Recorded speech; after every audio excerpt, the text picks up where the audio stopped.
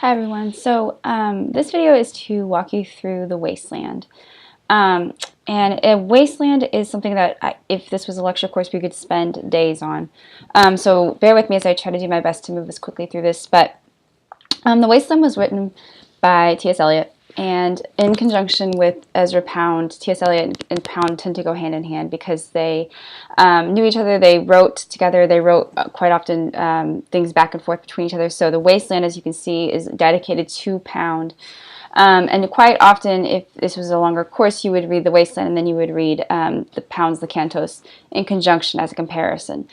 We don't have time for that, but Pound's work was highly significant, highly influential in the modernist movement, and Eliot is writing within the modernist style. So he's really playing with style. He's playing with using colloquial modern phraseology, and he's really famous for this poem because this poem was used as the sort of a seminal text to describe the changes, the psychological, social, political, emotional changes that happened to society post World War I.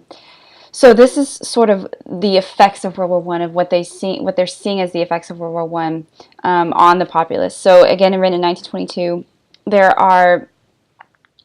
there's 4 vignettes here and one tiny little extra section, but 4 vignettes basically which describe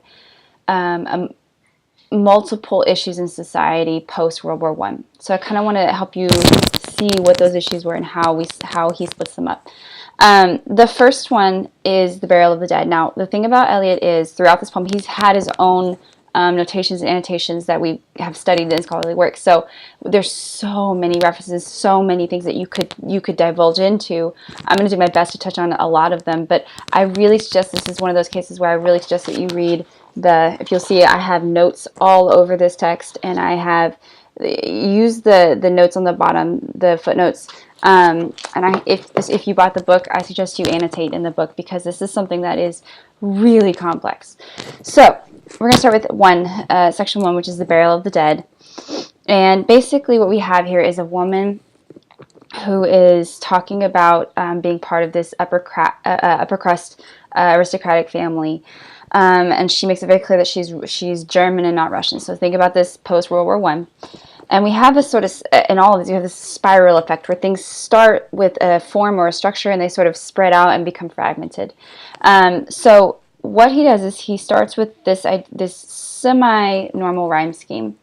You'll see that we have the active ing at the end of the first phrases, so in the first few lines. So April is the coolest month. It's breeding, mixing, stirring. It's active. It's doing all of these things. And it's saying April is the coolest month because we have the peace of winter gone. So this is not the normal take on, the rites of spring or the coming of spring. This is how April is the mixture of winter and spring. So we don't have yet the hope of spring. We also don't have the comfort of winter that we've had. So it is a space of emptiness, a void, where we don't have the beauty and warmth of spring, and we don't have the again, the comfort of what we've had in the winter. So we have this woman, and we talk about these juxtaposed images, and she talks about dull roots and spring rain. So again, we have a lot of things that don't seem to fit together.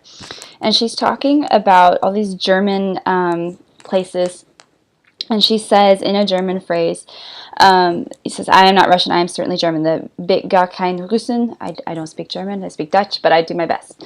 And so she talks about sort of the experiences, really, essentially, of a war, and it's a metaphorical sense, but she's saying that she's waiting for her lover, essentially, and she's surrounded by what is representative of the dead. And so as she's talking, she's hearing only silence, and she's hearing no voices, and it's becoming increasingly frantic.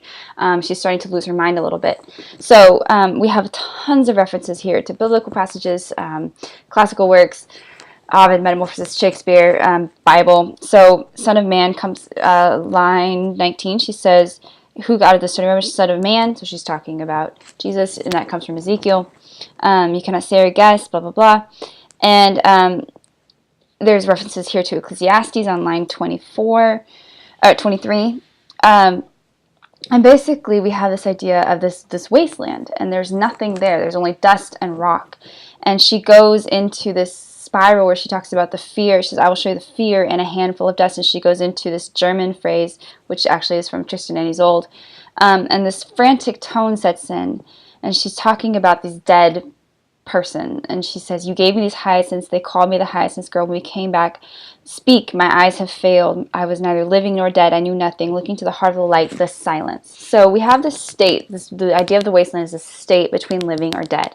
We have it in April, we have it in this woman, we have it in the dead that's surrounding her, and there's only silence. So we go down and she talks about this fortune teller, and the fortune teller reveals these cards which are symbols of death. So the wheel, the man with the 3 staves, the one-eyed merchant. And again, we have more references, so I'll just walk you through a few of them. The tempest, those are pearls that were in his eyes as a reference to the tempest. And so if you move over to page 380, she's saying the hanged man feared death by water. We have these images of death that keep coming in. And then she transfers back to London. So London post-World War II. She's talking about the unreal city. And the unreal city here is not just London. It's multiple cities that she's describing. But she says, unreal city under the brown fog of a winter dawn. So if you think about that, that's not a pleasant image. It's an image of decay. It's an image of decrepitness.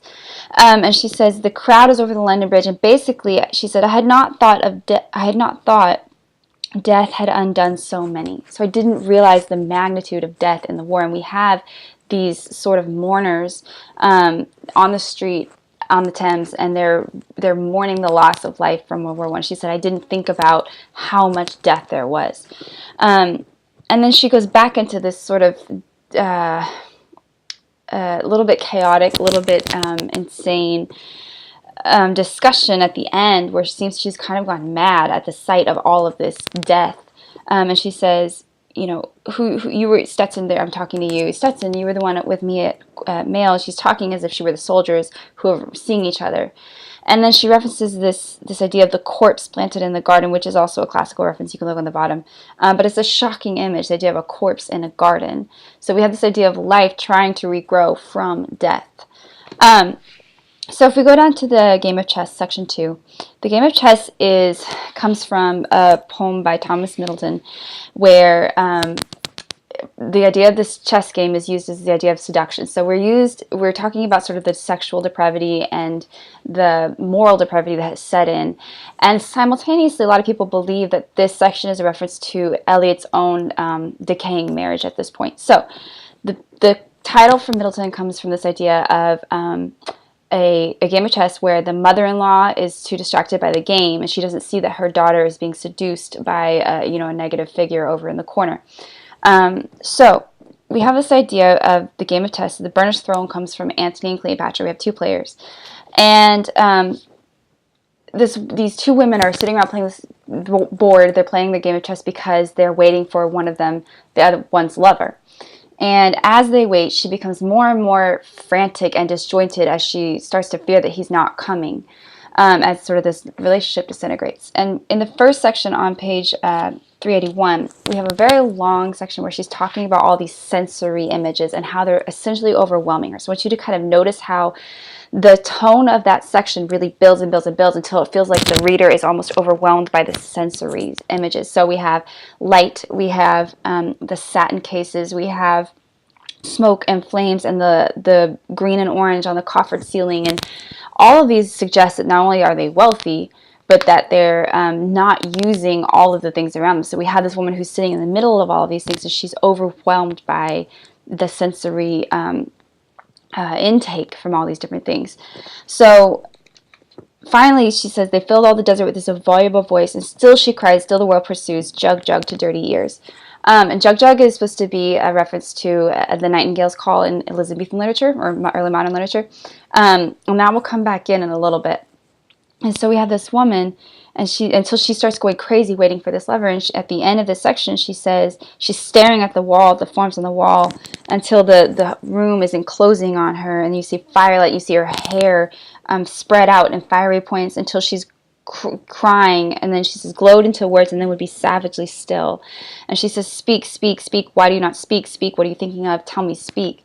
And so she's just, again, like the first woman, surrounded by this state of silence that is almost maddening. So this idea of death, people trying to resume their lives amidst all this death is almost futile, essentially. And so then she and this woman have discussion, so 381 and 382, and they have a long discussion, and it changes in form. We have an almost regular rhyme scheme at the beginning of the section, and now we're going to go into this colloquial dialogue back and forth, where we're using, we're moving from iambic pentameter to this disjointed dialogue, which kind of loses its form completely by the end. And they have the discussion about, in the slower class vernacular, we have this discussion about another woman. So the two women are talking about this other woman and how this woman's husband was discharged from the army. It says he was demobbed from the army, this woman Lil. And it goes back and forth between this discussion and the barkeep, who they're at a bar now. This barkeep is saying, "Hurry up, please, it's time," which is basically their way of saying closing time. And we have this discussion about this fact that this woman they told her that she needs, now that he's out of the army and come back home, she needs to improve her appearance to get these false teeth because she's let herself go and her husband won't be interested in her anymore.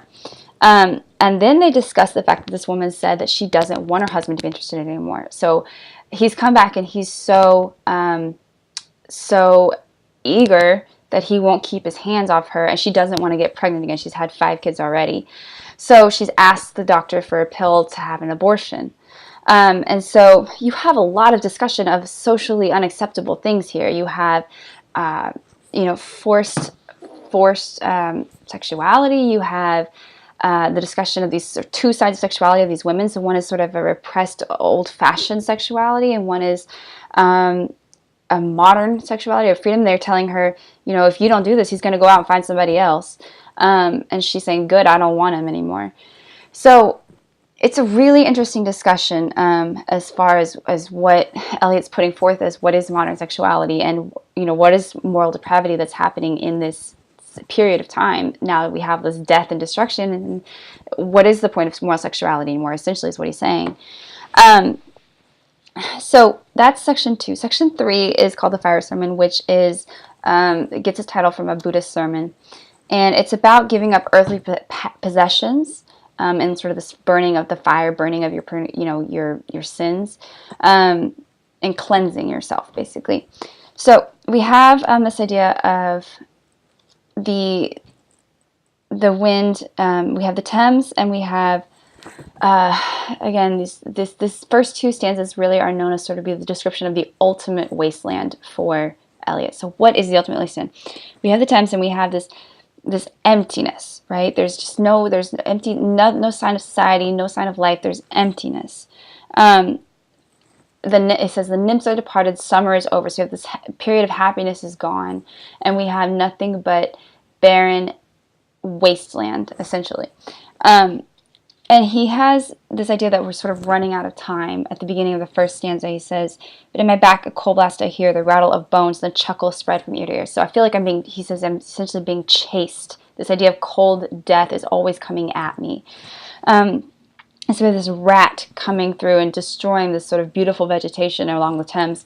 And he says, listen to the words that he says. He says, "Dragging his slimy belly on the bank, fishing in the dull canal." So nothing has meaning anymore. Everything is corrupted.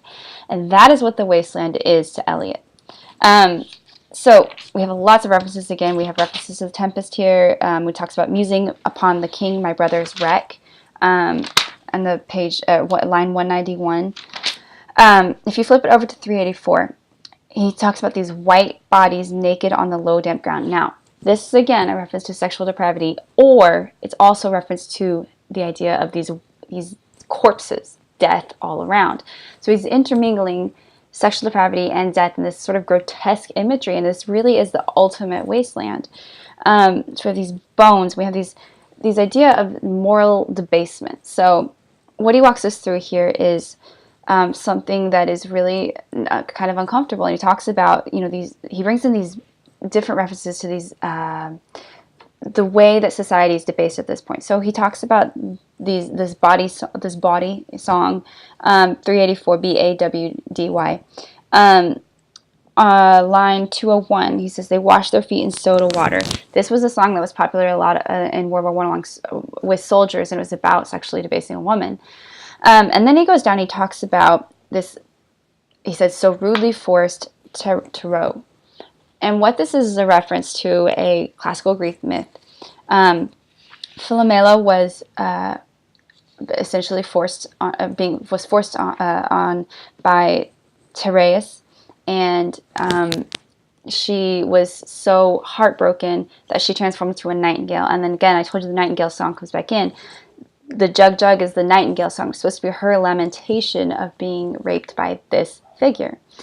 And so he carries it through this idea of this forced sexuality and depravity. He carries it through to this to London. So he talks about this Cannon Street Hotel and this place where it was very widely known for sort of sexually debased and encounters and prostitutes and different things.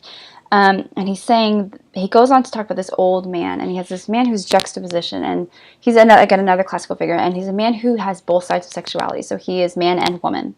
So he talks, an old man with the wrinkled breasts. He can see even though he's blind, so he can see the future even though he's blind. So we have a lot of these juxtapositions and dichotomies put together in terms of imagery. And what he sees is that we have basically relationships and sexuality has lost meaning in this wasteland. So we have this woman who, her lover has come for an afternoon tryst, and she is not interested at all. She just wants it to be over. She doesn't care anymore. There's no fruitfulness, so there's no children being born from this. There's literally nothing being born. There's barren. And he keeps that idea of barren sexuality throughout the rest of this piece. And so basically this woman, he has her way with her, and she basically says, thank God it's over, I just wanted it to be done. So there's no pleasure in this, there's no intimacy, there's no connectedness. And sort of he's really talking about this lack of connection in society. We've all lost our way, we've all lost our humanity. So she even says on line 252-ish, she says, thank God, I'm glad it's done, I'm glad it's over, now I can move on with my day.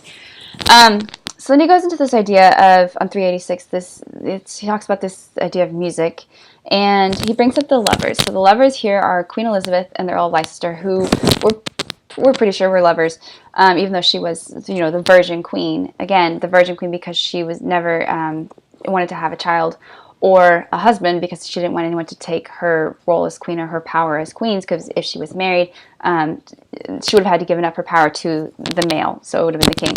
So anyways, she's supposed to, this is barren relationship once again, where there is no fruit, there's no air, there's nothing born from it, there's just this amorous encounter that's not for pleasure, it's not for anything. And so it kind of all again spirals at the end, where she comes back to Carthage and the people and how everyone is discomforted and disjointed right now. Death by Water, again, is just a very short one.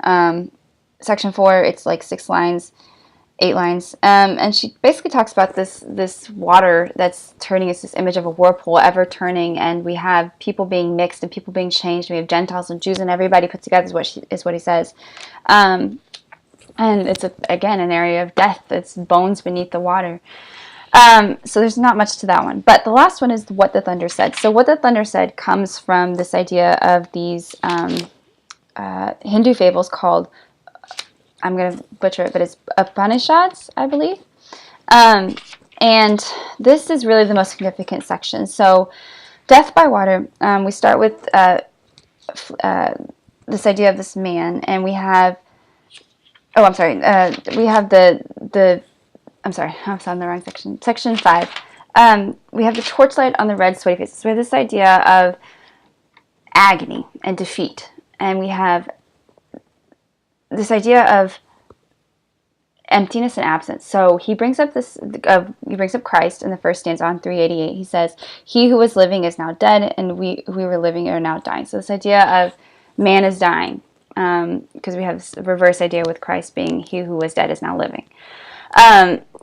And so we are dying as society, and he says, here there's no water but only rock and no water in the sandy road. So we come back to this idea of God making water out of rocks in the desert, and we don't have that salvation. We don't have any respite from this desert, literal and figurative desert in the wasteland. And he plays with this in this section in particular when he says, here's no water but only rock, and he goes back where he says rock and no water, water without rock, or water and rock, rock without water. So he brings this, he keeps twisting and turning and twisting and turning the phraseology. And he says down below, he says, and no rock, if there were rock, then also water, and water a spring. So he tells, you see this sort of descent into madness. He's really playing with form here. You can almost hear kind of two voices back and forth and saying, we don't have this, but we have this, but we don't have this, but we have this. And sort of this argumentative state with himself.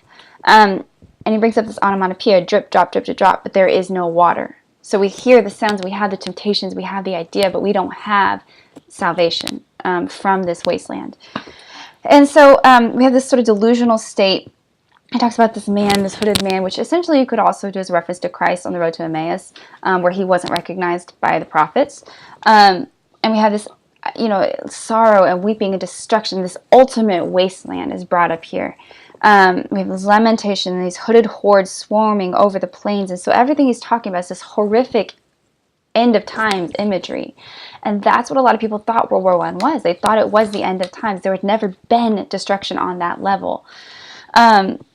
So again, we keep going into this decayed hole, this empty chapel without patrons. So religion is gone and dead, and humanity is gone and dead. And then he shifts on the bottom of 389, the last stanza, to the Ganges. And he brings us back to where the title of the poem comes from. And we have this Ganges, and we have the thunder, and we have this horrific, storm and imagery of destruction coming. And it says, what does the thunder? And he goes into this fable mode where he gives it voice from the fable, and the thunder is speaking, and it's saying, what have we given? My friend, with blood shaking my heart. He says, we've given what we can't retract.